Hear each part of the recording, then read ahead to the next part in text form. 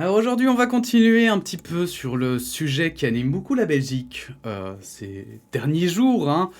Cette fameuse fête au bois de la Cambre qui s'est encore beaucoup moins fortement reproduite hier, avec du coup cette fête qui à la base n'était qu'une fête, hein, qui s'est transformée finalement en espèce de petite rébellion de la part des jeunes. Après jeunes, c'est hyper...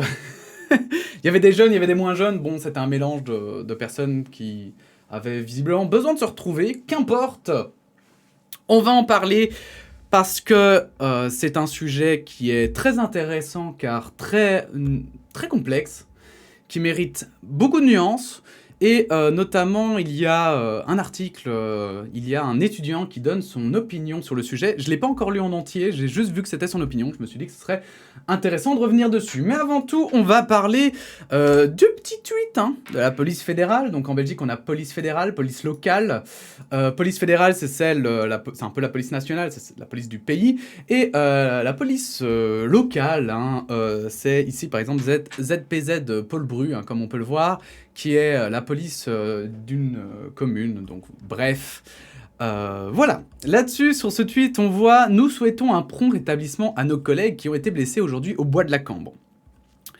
Et quel est le problème de ce tweet? Parce que jusqu'ici, on peut se dire, bon, en fait, le tweet, ça va, quoi. Il souhaite juste, il y a eu des policiers blessés, donc c'est vrai que je dois recontextualiser. Il y a eu une vingtaine de policiers blessés pour une dizaine de manifestants blessés, et il y a eu 7 chevaux blessés.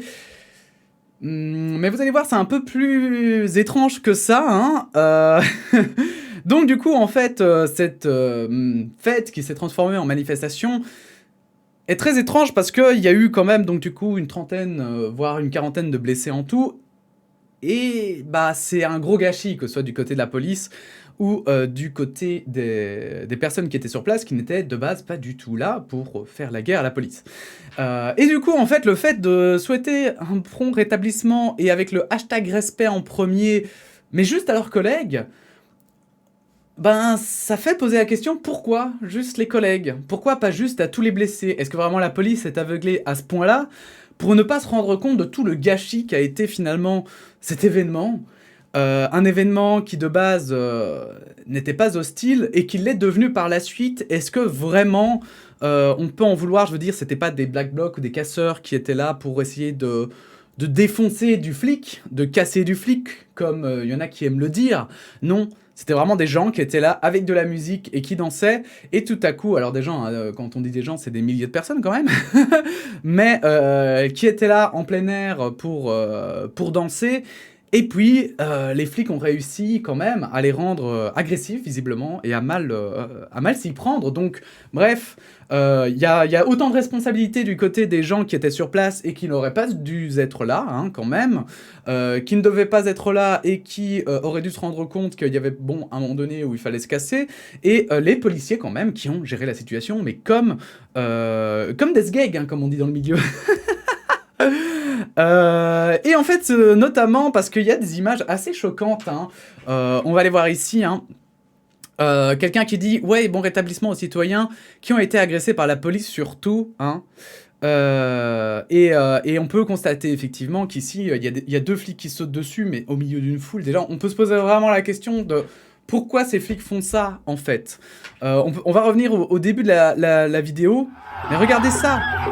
Voilà, genre, ils sont 2 au milieu d'une putain de foule. Ils sont 2. Qu'est-ce qu'ils foutent là? Est-ce que c'est ce qu'on apprend en école de police? Genre, allez-y comme des warriors, foncez tout seul.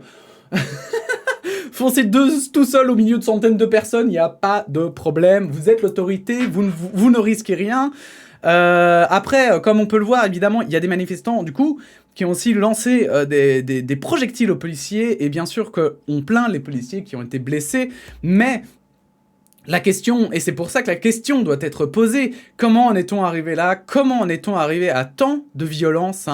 On peut le voir ici, rien que quelqu'un qui filme se fait défoncer par des policiers. C'est un peu triste. C'est un peu triste de voir toutes ces images. C'est vraiment...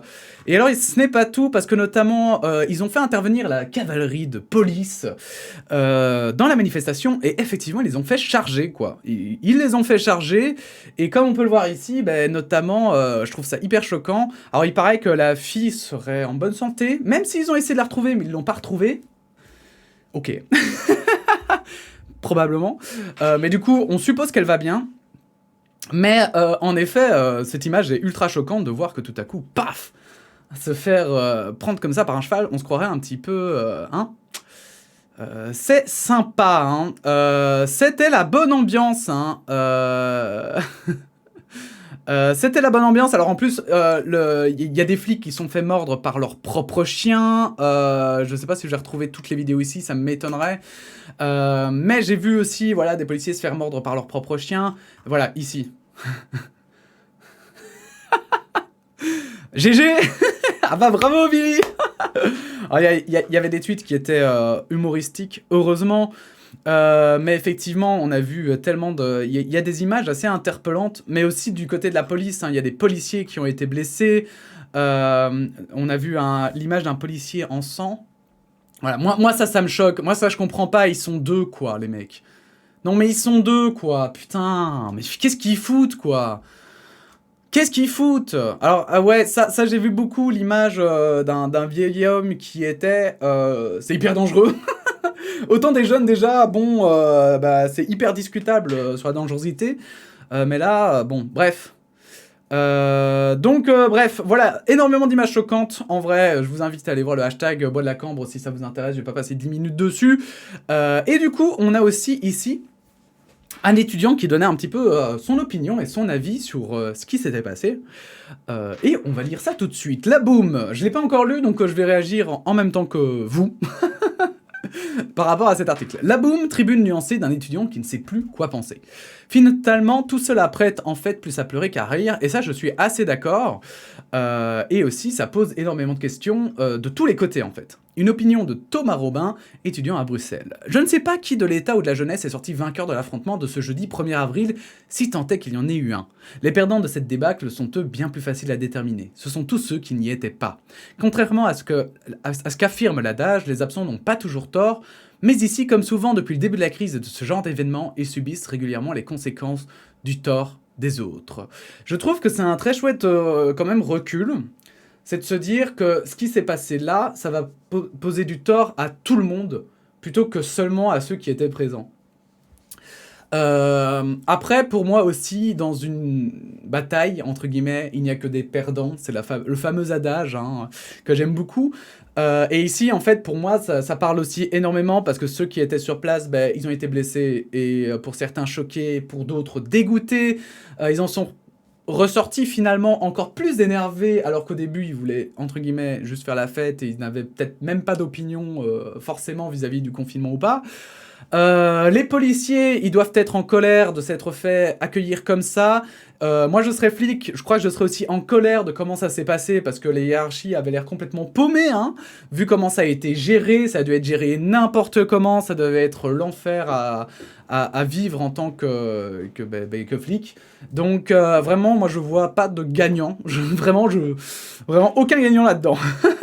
Je ne sais pas quel impact ce rassemblement aura sur l'épidémie, peut-être aucun, et c'est tout ce que l'on peut souhaiter à ces gens et surtout à tous ceux, parents, grands-parents, qu'ils pourraient contaminer. Mais le gouvernement, qui semble ne plus avoir d'autre logiciel que l'interdiction et la répression, n'attendra pas de voir quel effet cette petite blague du 1er avril aura pour décider de nouvelles mesures. Au mieux, tout ça nous aura laissé avec un bois de la Cambre immonde et plein de déchets. Au pire, il y aura le prétexte au prochain couvre-feu avancé, aux prochaines restrictions, au prochain confinement. Pour moi, c'est très pessimiste comme vision des choses. Je pense que, quand même, effectivement, les politiques sont énervés, les politiques ont réagi de manière assez virulente par rapport à tout ce qui s'est passé, mais je crois qu'ils sont pas dupes non plus, ils savent très bien, pour certains, ils savent très bien que c'est un gros gâchis, que tout ce qui s'est passé n'aurait pas dû se passer comme ça, et que bien qu'ils sont critiques vis-à-vis, je pense, des jeunes qui ont pu se rassembler, je pense qu'ils ne... Enfin voilà, à part peut-être le bourgmestre, donc le bourgmestre c'est le maire de la partie de Bruxelles qui était là, et qui s'occupait de l'intervention policière, de chapeauter le tout. À part lui, qui a l'air quand même un peu à la masse, hein, et pas très bien de se rendre compte qu'ils ont mal géré le truc, pour le coup, quand même, je trouve que le reste doit être assez ouvert et assez... Bref. Car oui, tout a commencé par une blague, un poisson d'avril qui n'en était pas vraiment un. Pourtant, il y avait presque de quoi rire à voir les forces de l'ordre prendre d'assaut la plaine du bois de la Cambre, à pied et à cheval, toute cette foule un peu trop fêtarde et insouciante. Comme une mauvaise reconstitution de la bataille de Waterloo. Une touche d'absurde qui nous rappelle peut-être finalement que tout cela s'est bien déroulé en Belgique. Pourtant, il est difficile d'y croire quand on constate que l'État semble désormais ne pas avoir d'autre choix que de surveiller par hélicoptère une jeunesse à qui tout ou presque est interdit depuis 1 an. On manquerait presque de superlatifs pour qualifier la réaction qu'a suscité ce rassemblement improvisé. Qui aurait cru qu'un tel dispositif médiatique et sécuritaire serait un jour déployé pour un après-midi festif et ensoleillé au parc? Là, je suis un peu plus... Par rapport à ce paragraphe-là, je suis un peu plus critique. C'est que, effectivement, c'est vrai que la jeunesse bouffe depuis 1 an, mais tout le monde bouffe depuis 1 an. Les commerçants, il y en a plein qui ont fait faillite. Il y en a plein qui vont faire faillite. Les chercheurs d'emploi qui ne trouvent pas d'emploi parce que, vu que les commerçants font faillite, il y a moins d'emplois, donc moins de postes à pourvoir. Moi-même, il y a plus de... Voilà, les tournages sont rarissimes. Tellement que c'est compliqué de tourner dans les conditions actuelles. Bref, hein. Donc tout le monde en bouffe. Et c'est pas genre pour moi une excuse de dire ah nous les jeunes on mange voilà on a un peu c'est dur pour nous donc forcément on aurait dû le faire. Non. Ok, c'est dur, mais on doit tous se serrer les coudes et on doit tous essayer d'avancer. Et la ministre de l'Intérieur, d'ailleurs, je trouve, a fait, même si ça pouvait paraître, à mon avis, un peu hypocrite, que ça n'a pas forcément été bien reçu. Je ne sais pas les critiques qui ont été par rapport à ce texte, mais c'est vrai que je trouvais que là où elle avait raison, c'est qu'il faut encore tenir un petit temps pour le moment. On en est presque à la fin. On a une chance inouïe quand même, parce que quand on regarde, je l'avais fait et la vidéo est disponible si ça vous intéresse. Mais quand on regarde par rapport aux épidémies du passé, on est quand même hyper bien lotis, quoi. Non, mais imaginez les jeunes pendant la peste noire, imaginez les jeunes pendant la peste à Hong Kong dans les années 90, je crois, 80, je sais plus. Enfin... tous ces gens-là, quand ils étaient confinés, ils n'avaient pas d'autre choix et ça durait pendant 5-10 ans. Nous, là, maintenant, on a un Covid qui disparaît. Voilà, on a fait un vaccin en littéralement 1 an et demi, et puis maintenant on va le déployer. Ça fait quoi? Allez, on va dire 2 ans à tout péter? Non, mais même pas, je dis ça, mais c'est parce que ça paraît long, je crois. Mais, mais en réalité, je veux dire, et pourtant on n'était pas préparé, on n'a pas confiné dès le départ, on n'a pas agi en conséquence, on n'avait pas de masque, on n'était pas préparé, mais on va quand même gérer ça en 1 an et demi, 2 ans. Quand même. Bon, croisons les doigts pour que ce soit vraiment le cas, hein, que ça dure pas 10 ans comme il y en a qui le craignent. Mais vous vous rendez compte quand même de la prouesse. Et plutôt que de se baser sur cette prouesse, ben non, tout le monde pense à soi, tout le monde se dit qu'en fait c'est quand même dur. Et pour moi, justement, c'est vrai que c'est dur, mais si c'est encore plus dur, pour moi, c'est aussi parce qu'effectivement, et vous allez voir qu'on va le rejoindre plus tard, mais c'est vrai que l'État n'a pas agi en conséquence, bien sûr. Ça, c'est indéniable. Mais en attendant, est-ce que le fait qu'on soit confiné depuis 1 an justifie que tout à coup les jeunes se rassemblent parce que c'est dur? Non, c'est dur pour tout le monde fait des efforts, et le respect, autant pour ceux qui font attention, même pour les étudiants, pour qu'ils puissent retourner à l'université, par exemple, parce que c'est un truc quand même, moi je trouve qui est hyper important, et je comprends tous ces jeunes qui sont en galère et qui pleurent. Donc mais pour que les jeunes puissent retourner à l'université, il faut qu'on fasse tous gaffe, mais... Bah voilà, là par exemple, une fête comme ça, c'est pas faire gaffe, quoi. Et c'est penser à soi et à son bien-être sans penser au bien-être des autres. Et pourtant, ben, moi je fais attention pour les étudiants, pour les vieilles personnes, pour les travailleurs, pour ce que vous voulez, quoi.